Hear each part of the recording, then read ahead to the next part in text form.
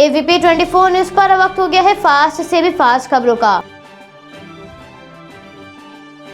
प्रधानमंत्री नरेंद्र मोदी ने पश्चिम बंगाल में चल रहे छठे चरण के चुनाव के मतदान को लेकर ट्वीट करके लिखा, पश्चिम बंगाल के लोग नई सरकार के लिए वोट कर रहे हैं। छठे चरण के मतदान में मैं सभी से अनुरोध करता हूं कि भारी संख्या में मतदान करें।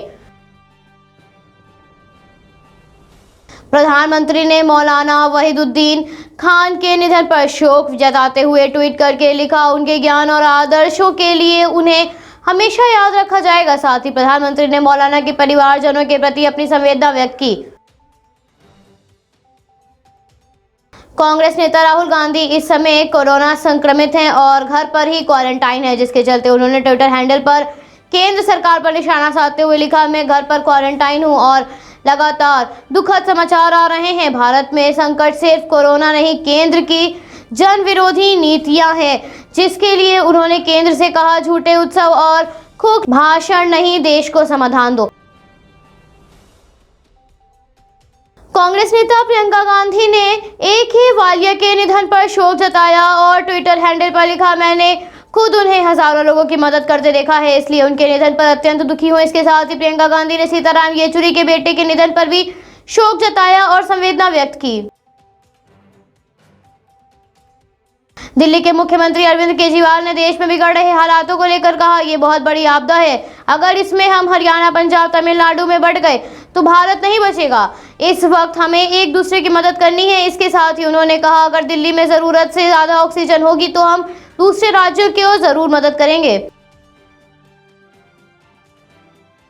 दिल्ली के मुख्यमंत्री अरविंद केजरीवाल ने कोरोना की स्थिति पर बयान देते हुए कहा, मैं केंद्र सरकार और दिल्ली हाईकोर्ट का शुक्रिया अदा करना चाहता हूं, क्योंकि पिछले 2-3 दिन में उन्होंने हमारी बहुत मदद की है, जिस वजह से अब दिल्ली में ऑक्सीजन की आपूर्ति हो रही है। लंबे अरसे से चल रहे किसान आंदोलन को लेकर भारतीय किसान यूनियन के नेता राकेश टिकैत ने कहा, हम किसानों को यहां से जाने के लिए नहीं कहेंगे, हम 5 महीने से यहाँ हैं और ये तो अब हमारा गांव है। हम कैंप लगाकर यहाँ वैक्सीन लगाएंगे और कम से कम लोगों को यहाँ पर रखेंगे।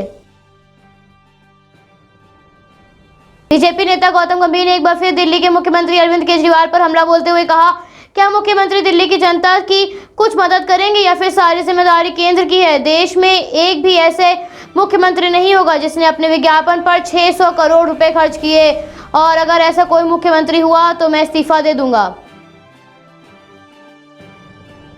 मुख्यमंत्री योगी आदित्यनाथ ने शाहजहांपुर में हुई दुखद दुर्घटना में मृतकों के प्रति अपना शोक व्यक्त किया और साथ ही परिजनों को 2-2 लाख की आर्थिक सहायता देने का ऐलान किया और साथ ही घटना में घायल हुए लोगों को तत्काल इलाज के लिए पहुंचाने का आदेश दिया है। बसपा प्रमुख मायावती ने CPM महासचिव सीताराम येचुरी के बेटे के निधन पर शोक जताते हुए ट्वीट करके लिखा, आशीष येचुरी का कुवैत से इलाज के दौरान अचानक निधन की खबर सुनकर बेहद दुखी हूं और उनके परिवार के प्रति मेरी गहरी संवेदना है। उत्तर प्रदेश के आजमगढ़ में दूषित पानी पीने से लगभग 250 लोग बीमार हो गए, जिसके बाद पूरे जिले में हड़कंप मच गया और लोगों ने नगर पंचायत और स्वास्थ्य विभाग को लेकर अपना भारी गुस्सा जाहिर किया, जिसके बाद जांच के आदेश दिए गए हैं।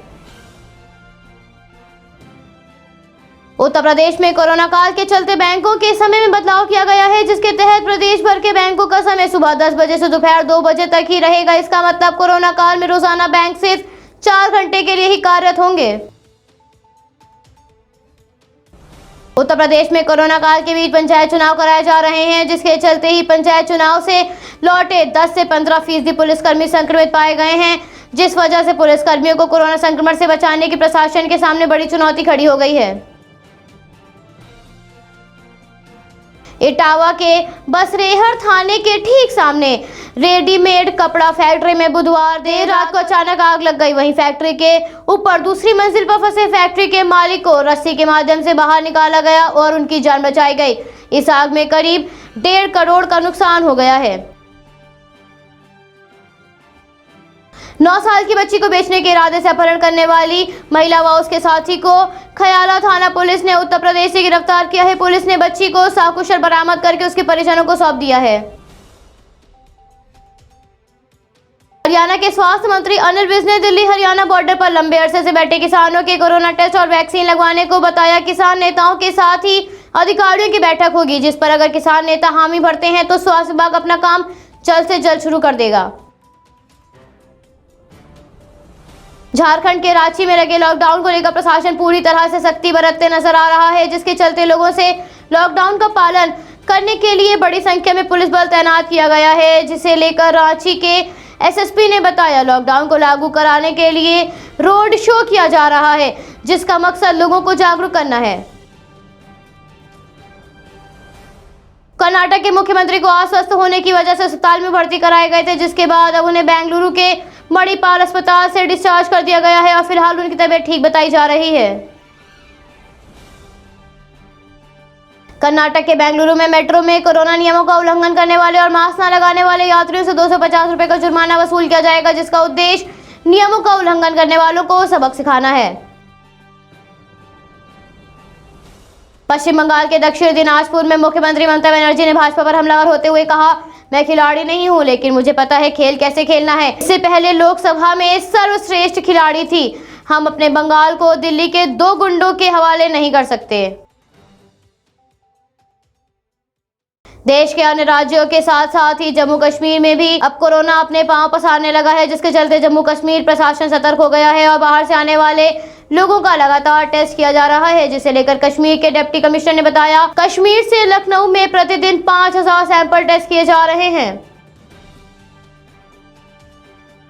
देश में कोरोना संक्रमण की दूसरी लहर दिन पर दिन बेकाबू होती जा रही है, जिसके चलते बीते 24 घंटों के भीतर 3,14,835 नए मामले सामने आए, तो वहीं संक्रमण से 2,104 लोगों की जान जा चुकी है। जहां एक और संक्रमण के चलते हालात दिन पर दिन गंभीर होते जा रहे हैं, तो वहीं दूसरी ओर वैक्सीनेशन की रफ्तार भी तेजी से बढ़ाई जा रही है, जिसके चलते देश में अब तक 13,23,30,644 लोगों को कोविड-19 का टीका लगाया जा चुका है। सोशल मीडिया प्लेटफॉर्म फेसबुक और व्हाट्सएप की याचिका पर दिल्ली उच्च न्यायालय ने आज फैसला सुनाया है। इस याचिका में सोशल मीडिया कंपनियों ने भारतीय प्रतिस्पर्धा आयोग द्वारा नई निजता नीति की जांच के लिए जारी आदेश को चुनौती दी थी, जिसे हाईकोर्ट ने खारिज कर दिया। अब सीसीआई नई प्राइवेसी पॉलिसी की जांच करेगी। अर्थ डे के लिए गूगल ने बनाया एक खास doodle. Bureau report, AFP24 news, Lucknow.